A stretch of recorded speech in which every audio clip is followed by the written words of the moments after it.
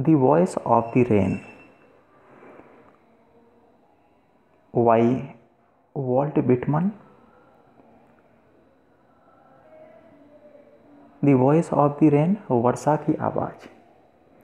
इस पोएम को vault Whitman के द्वारा लिखा गया है। वॉइस आवाज़, रेन वर्षा, वर्षा की आवाज़। Conversation between poet and rain. First stanza में हम देखते हैं कि कवि और वर्षा के बीच में बातचीत होती है। सॉफ्ट शोवर्स ऑफ रेन, बरसात की कोमल और मधुर बौछारें जब आसमान से और ज़मीन पर गिरती हैं तो क्या प्रोड्यूस करती हैं? साउंड, एक आवाज़ उत्पन्न करती हैं। बरसात की जो मधुर हैं, कोमल बौछारें हैं, जब आसमान से और ज़मीन पर गिरती हैं तो एक है साउंड क्रिएट होता है। Sound acts like a music two years. जो ये साउंड होती है, ये आवाज़ होती है, like a musics two year, और कानों के लिए एक संगीत के समान और प्रतीत होती है ये आवाज़।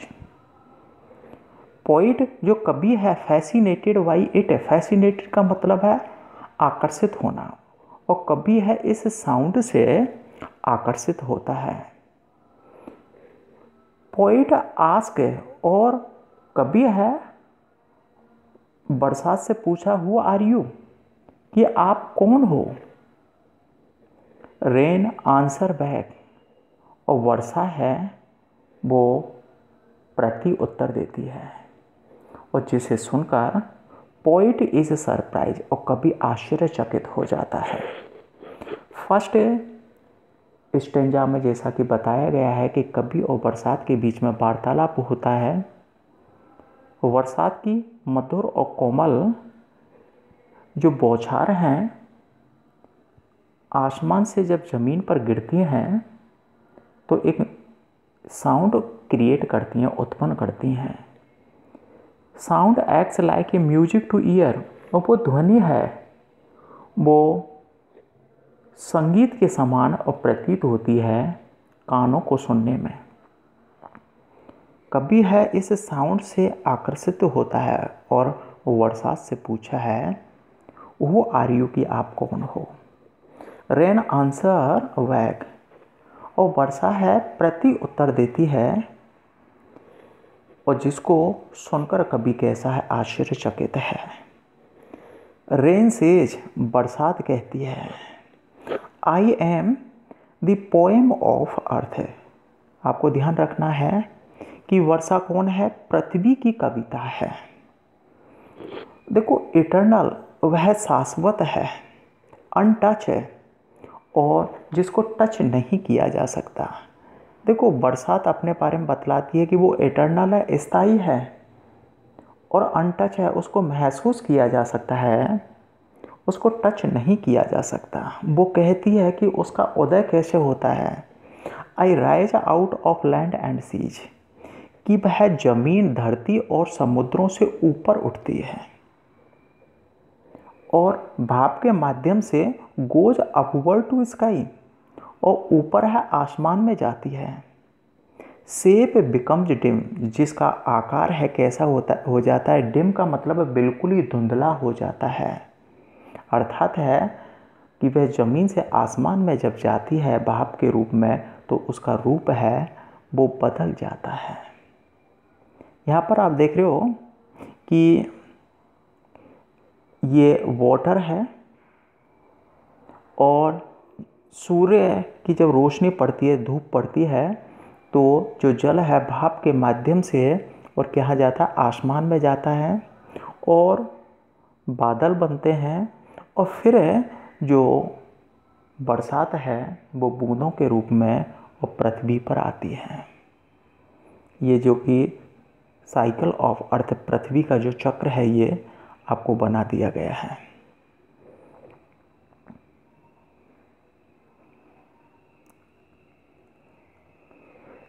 इसके बाद में डिसेंड टू वॉश, कि वो पृथ्वी पर डिसेंड टू वॉश स्नान कराने के लिए आती है। डिसेंड वॉश स्नान कराने के लिए आती है।